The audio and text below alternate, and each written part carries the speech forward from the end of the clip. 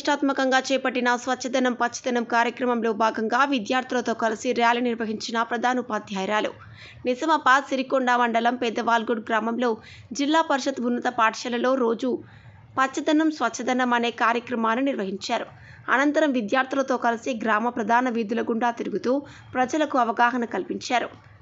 ఈ సందర్భంగా పాఠశాల ప్రధానోపాధ్యాయురాలు సంధ్యారాణి మాట్లాడుతూ తెలంగాణ ప్రభుత్వం ప్రతిష్టాత్మకంగా చేపట్టిన స్వచ్ఛదనం పచ్చదనం కార్యక్రమాన్ని ప్రజలు భాగస్వామ్యులై ఇట్టి కార్యక్రమాన్ని విజయవంతం చేయాలని ఆమె కోరారు.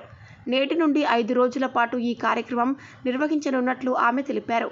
కార్యక్రమంలో పాఠశాల సిబ్బంది, విద్యార్థులు, గ్రామ పంచాయతీ సిబ్బంది, అంగన్వాడీ కార్యకర్తలు, ఐకేపీ సిబ్బంది, గ్రామ ప్రజలు తదితరులు పాల్గొన్నారు.